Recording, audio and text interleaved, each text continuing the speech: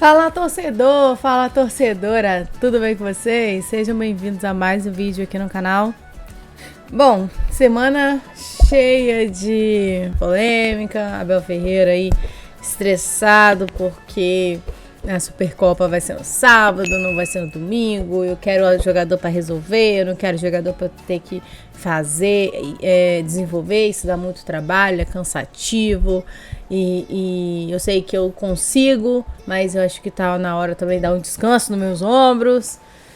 Bom, o Abel deu aquela desabafada. Mas, torcedor, não se engane. Macaco velho, tá? Novinho de idade, treinador novo no mercado, mas de besta não tem nada. E ele já jogou a dele pra torcida. Já deixou escancarado, se ganhar eu sou um gênio, se perder é porque eu não tenho peças, eu não tenho o que fazer.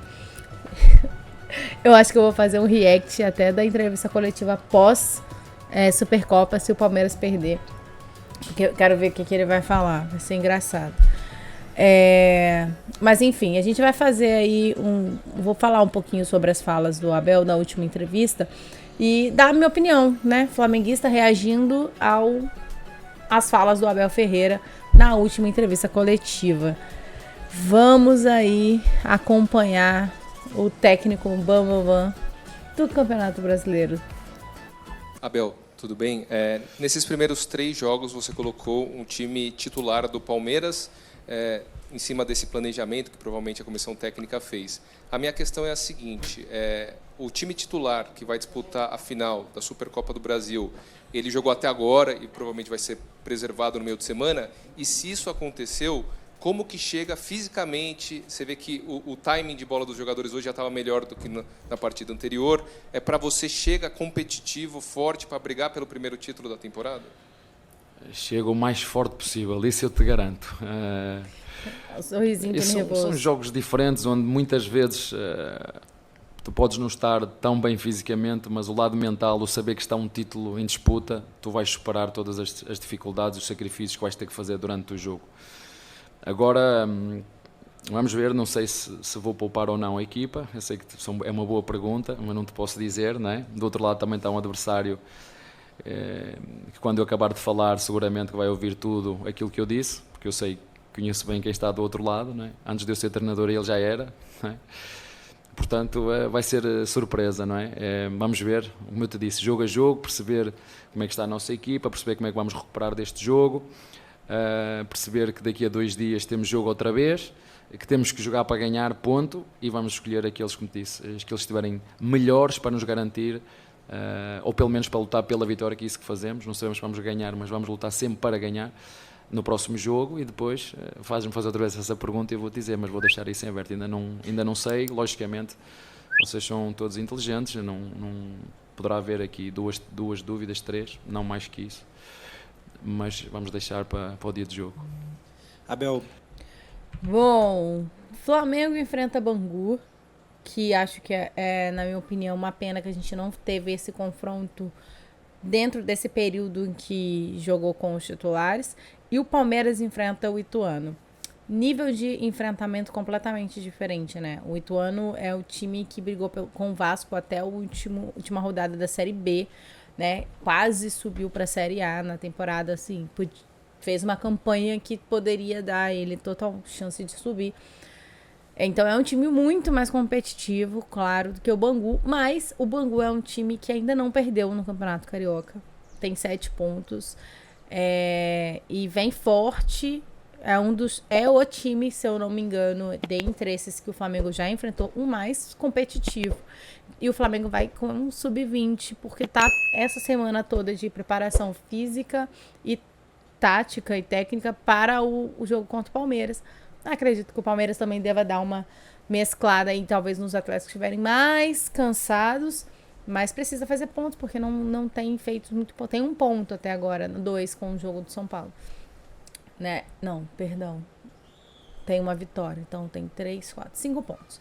Tá? Tem 5 pontos, ainda não perdeu, mas tem 2 empates, enfim, vamos ver como que o Palmeiras joga na quarta, né? E a gente joga na terça. Interessante, vamos ver se ele vai fazer uma surprise.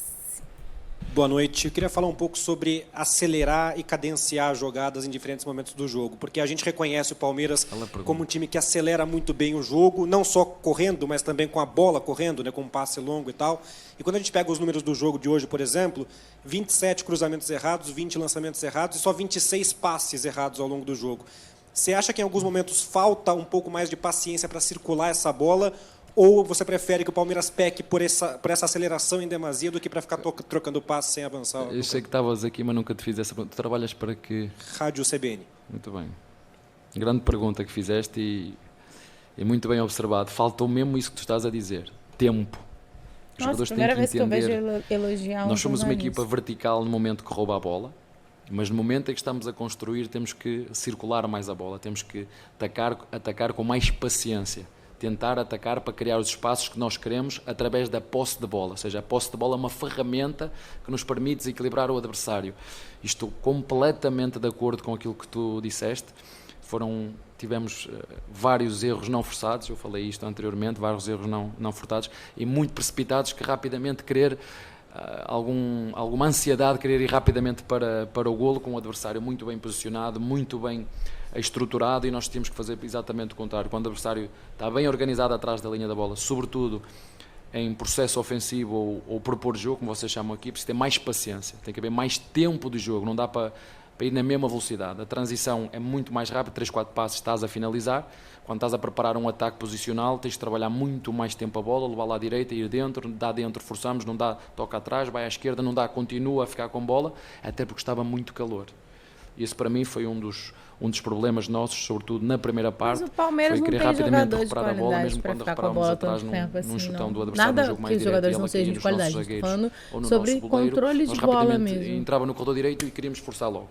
E quando o adversário estava completamente fechado, corredor fechado, onde pedia um passe frontal, um passe recuado, para irmos à procura dentro ou do lado contrário. E nós na primeira parte não conseguimos de todo, e por isso há muitos erros precipitados, sim. Concordo em absoluto com o que tu disseste. Abel aqui, Boa noite. É um início de temporada atípico, né? Porque tivemos um mês de pré-temporada esse ano, devido à Copa do Mundo.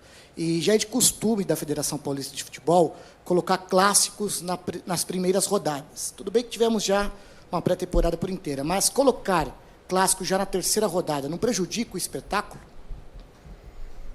Não, clássico é clássico, e bons jogos e jogos deste nível, e quero agradecer aqui aos nossos torcedores, mais uma vez obrigado pelo apoio, casa cheia, para nos ajudar, apoiaram até ao fim, eles sabem o quanto nós nos dedicamos para lhes entregar vitórias, para lhes entregar resultados. Hoje não foi possível, fizemos golo, mas estava invalidado. Não, olha, a mim como às vezes eu fico, não é preocupado, é que lanço um desafio, é assim. Lá vem, a bomba. A Supercopa estava marcada para domingo e foi marcada para sábado. Porque é um horário nobre, Nós, o clube internamente, atempadamente, sabia quando é que ia ser a Supercopa e mandou, porque o nosso clube tem uma coisa, eu não sei se é boa ou é má, mas quando é para reclamar, nunca reclama publicamente. Vai sempre através do e-mail, não é? É da arbitragem, vai por e-mail, é tudo por e-mail, e não pode ser. Basta, não é? O treinador treina, os jogadores jogam e a direção tem que dirigir. E dirigir é posicionar-se. Passaram-se hoje coisas no jogo, que eu acredito que a nossa direção se vai posicionar ao que se passou no jogo.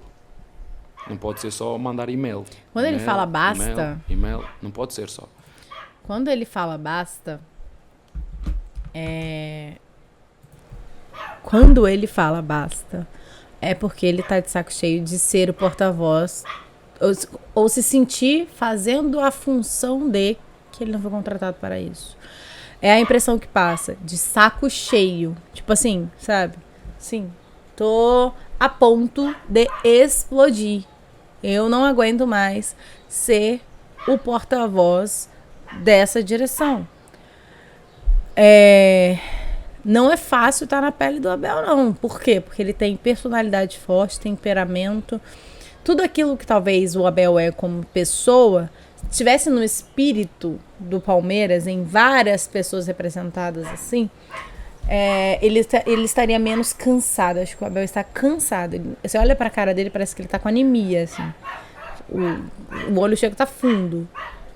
Meu cachorrinho tá latindo. E acho que o que ele fala é basta. O jogador joga, treinador treina. Ponto. E a direção dirige. Então parece que ele tá fazendo as funções que são além, né? E nós, atempadamente, pedimos que este jogo e que o próximo tivesse um intervalo de 3 dias. E dava. Qual foi a resposta? Não, porque o horário nobre é domingo às 4 horas. Eu pergunto, se o horário nobre é domingo às 4 horas, porque é que a Supercopa é assim que se diz, não é? Não é no domingo às 4 horas e é no sábado. Eu só gostava só que me explicassem para eu tentarem realmente perceber o que é o horário nobre aqui. Eu tenho a certeza absoluta, que eu marquem aqui horas de marcar a hora do jogo, os apaixonados, porque isto é um país apaixonado de futebol, vai ver o jogo. Ou antes da novela, ou depois da novela, ou à meia-noite, ou às 2 da manhã, ou às 4 da tarde, ou às 6 da tarde. Aqui a televisão tem que entender isso. É horário nobre. As pessoas que gostam do futebol vão ver o futebol a qualquer hora, a qualquer sítio. Se tem que atravessar o mundo para ir ver o Brasil jogar na China, vai. E as pessoas têm que parar de dizer, não, a televisão não é a televisão que paga, a televisão faz isto. Temos que ser só coerentes. Né? Eu não é ser resmungão, é ser exigente. Eu gostava que me explicassem a mim porque é que no último jogo, quando o goleiro do adversário, do Botafogo, pegou na bola e o Gomes passou à frente, levou amarelo. A 2 metros, levou amarelo. Certo? E porque é que hoje o zagueiro do São Paulo, por 2 vezes, atrasou a saída de bola do Everton e não levou amarelo? Eu não preciso mandar mails. Porquê? Eu só queria saber qual é o critério. Que era o que eu estava a falar com o quarto árbitro. Estava a perguntar, mas qual é o critério? Porque é que me deram amarelo ao Gomes no último jogo e hoje aqui o Everton quer pôr uma reposição rápida de bola e é impedido e não leva amarelo? Só gostava de saber porquê. Qual é o critério? Porque é que o Gomes levou lá e aqui não levou? Só porquê? Só quero saber porquê. O resto, eu vou errar, os árbitros vão errar, os jogadores... Bom, eu tava até dando uma olhadinha aqui no meu celular, porque realmente a gente sabe que a data era domingo, 4 horas da tarde. É o horário nobre no Brasil, é o horário dos jogos, os principais jogos da semana, enfim, de maior audiência e tudo isso. E aí o jogo foi trocado para sábado. As informações que saíram na época da troca, né? Deixa eu ver se tem uma data aqui. Foi dia 11 de janeiro a troca, né? Hoje é dia... tô sem relógio. Mania, tá até a marquinha, tá vendo? De tanto relógio que eu uso. Mas hoje é 24. No dia 11 foi feita a alteração. Por quê? Desde o dia 11 até o dia dessa entrevista, que foi, né, no domingo, hoje é terça, isso, no domingo foi esse jogo, e foi essa entrevista do Abel. Por quê? Que só agora ele tá reclamando do dia da Supercopa. A gente teve jogos, ele já teve 3 jogos no Campeonato Estadual, a gente já teve 4, porque vai ter 4, né? Já teve 4, perdão, por conta de um jogo adiantado que a gente teve lá na primeira semana. Por que só agora ele tá questionando a data da Supercopa? É um ponto que a gente tem que entender também, tá? Por isso que eu falo, flamenguista, não... Eu entendo o lado do palmeirense, porque se fosse comigo eu estaria puta do mesmo jeito que eles estão, como torcedora. Entendo algumas frustrações até do Abel Ferreira com relação à arbitragem e tudo isso, porque aconteceu no jogo, faz sentido, acabou de acontecer, ele se sente lesado de alguma forma, tudo certo, está tudo dentro da parada. Agora, questionar a data da Supercopa, depois de dia 11, foi o dia da alteração, gente, complicado. E aí, o que acontece? A CBF colocou que a troca se deu graças a um pedido do Mané Garrincha, né? No caso do BRB. O BRB é quem é a arena onde vai acontecer o jogo e é o patrocinador master do Flamengo. O Flamengo tem alguma coisa a ver com essa troca? Não sei, tá? Sinceramente, não sei. mas fica aí aquela dúvida se o Flamengo está ou não envolvido na troca de horário. A CBF comunicou que o pedido da administração da Arena, o duelo foi antecipado para o dia 28. Por que foi antecipado? Não fala aqui, tá? Qual foi o motivo? O que vai acontecer no domingo, dia 28? Não sei. Ó. A pedido da administração do estádio, a Supercopa será disputada 28, sábado, 4h30. A decisão será entre Palmeiras e Flamengo, vencedores do Campeonato Brasileiro e tal. Mas não fala assim, porque no dia 28 vai estar... Nada, tá? Não tem... Vou até colocar aqui, que eu não coloquei pra vocês, mas é um Twitter... Ó, é um Twitter da CBF falando sobre isso. O Flamengo tem alguma coisa a ver com isso? Eu não sei dizer real. Eu não duvido que tenha. Mas quem pediu a troca foi o estádio, né? O BRB Arena. E a CBF não viu como um problema e fez a troca. Agora, o Palmeiras não ter reclamado, não ter questionado, não ter percebido que joga na quarta e joga no sábado logo em sequência, o que normalmente no Brasil se joga quarta e domingo, né? E não quarta e sábado, para dar um dia mais de descanso para os atletas, enfim. Isso não é culpa... eu não tenho nada a ver com isso. A dona Leila que tem que ver isso. E eu acho que o Abel dá uma cutucadinha ali, né? Na ferida. Quando fala sobre isso. Enfim, vamos ver. Os vão errar, os dirigentes vão errar, está tudo certo. É só para tentarmos todos melhorar. Fazer o mesmo, mas melhor. Abel, boa noite. Aqui, à sua esquerda. Você falou do torcedor e quando acabou o jogo, você já acha que já estava no vestiário, mas houve alguns torcedores que protestaram, pedindo aquilo que a gente já vem perguntando já desde as primeiras coletivas em relação ao reforço, mas houve a crítica pública dos torcedores hoje querendo o jogador, uma crítica direta e expressa à diretoria também. Então, eu queria saber de você, como líder, como esse tipo de crítica vindo do torcedor, que é o principal público, né? É o principal interessado ali, é para quem vocês jogam, chega em relação ao vestiário. A crítica não eles deixaram claro, em nenhum momento foi crítica a jogadores, mas foi pedido de jogadores uma crítica à diretoria. Então, como isso pode chegar, ou se isso chega ao vestiário de alguma forma? Assim, eu acho que nós já vos demos provas a todos vocês que nós pode estar a chover, a trabujar fora, que nós seguimos o nosso caminho. E não é por acaso que nós, nos últimos tempos, temos conseguido endireitar o clube a todos os níveis, não é?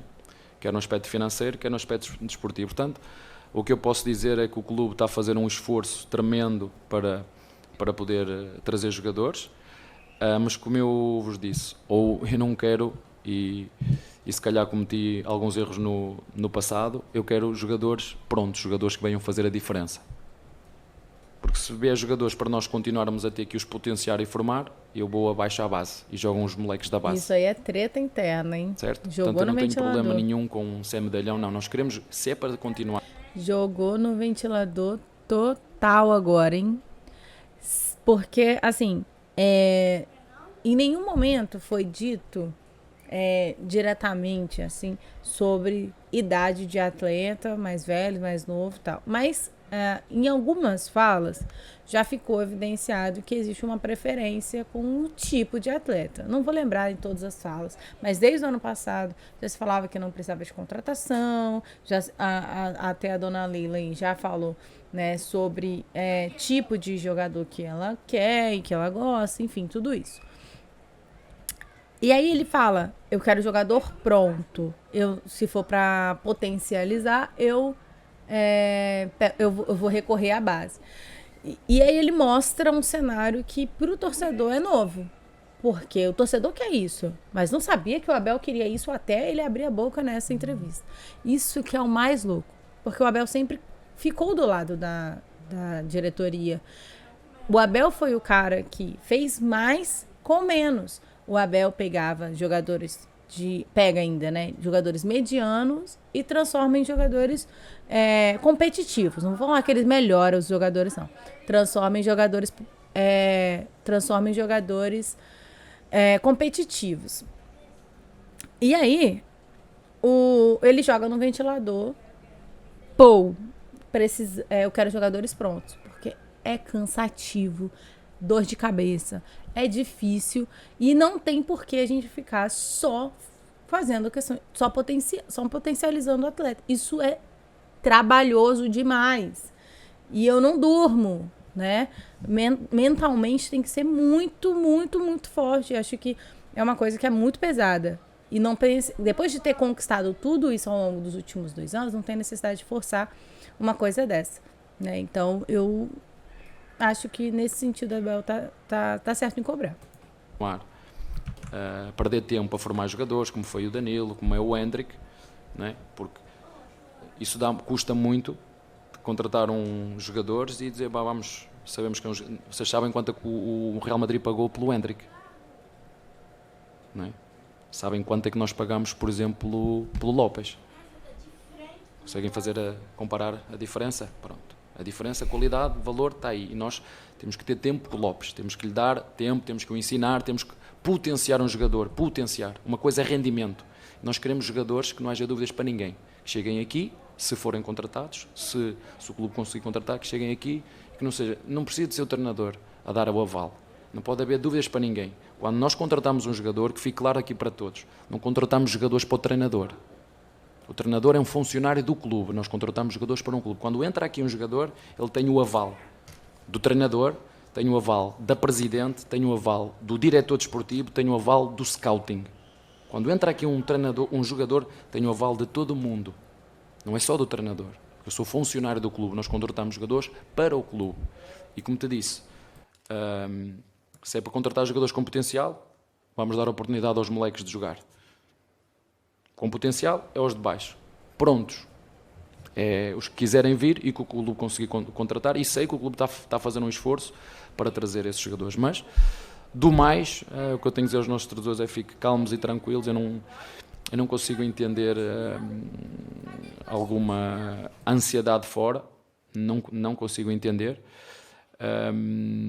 Vocês veem clubes como o Liverpool, né? Está lá tudo, e o ano passado não ganharam nada, com o mesmo treinador, com os mesmos jogadores. Eu já vos disse, nós não vamos ganhar sempre.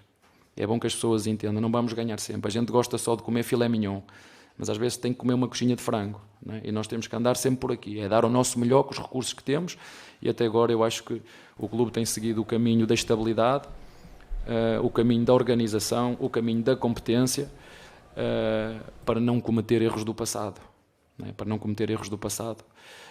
E, portanto, temos que ser muito criteriosos nas contratações que fazemos. Eu entendo os torcedores, mas se vierem e queremos que venham, não muitos, como eu vos disse, eu acho que vocês são inteligentes, eu disse-vos assim para ficar claro.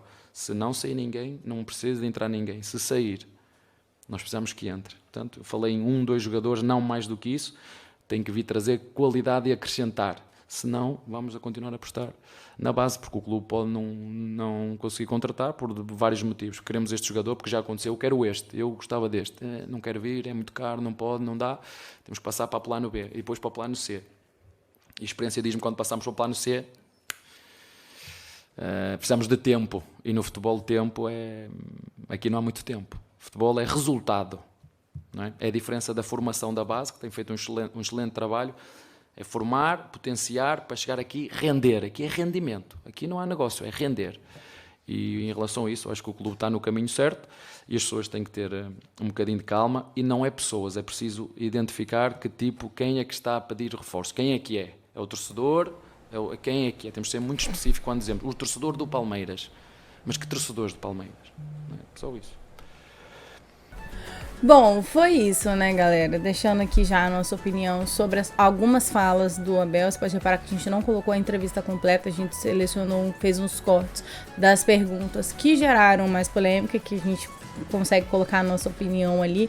Eu acho que na grande maioria o Abel, ele tem razão, ao mesmo tempo ele incendeia um protesto que já está acontecendo.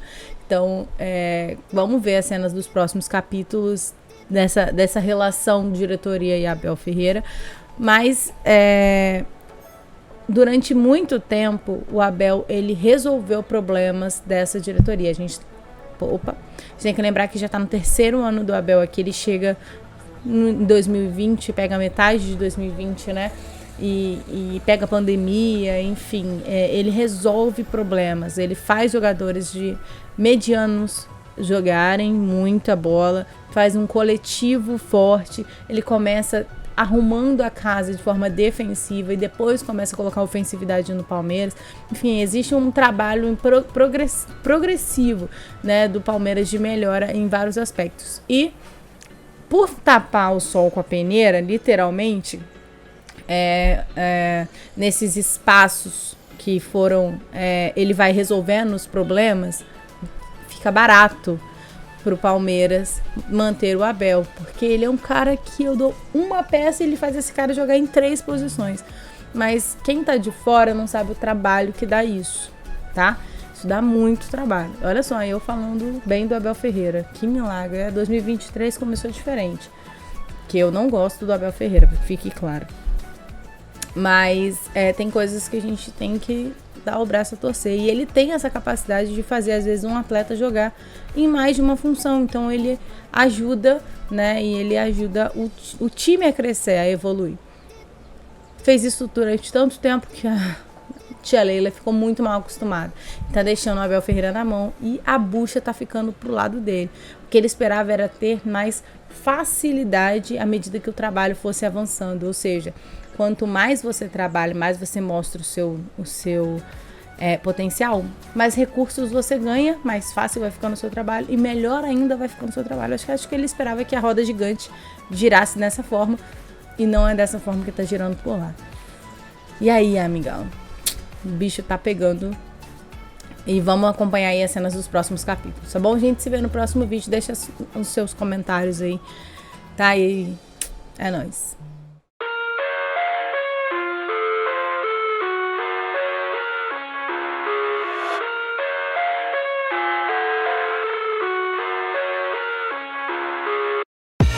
I live inside my own world of make-believe. Kids scream.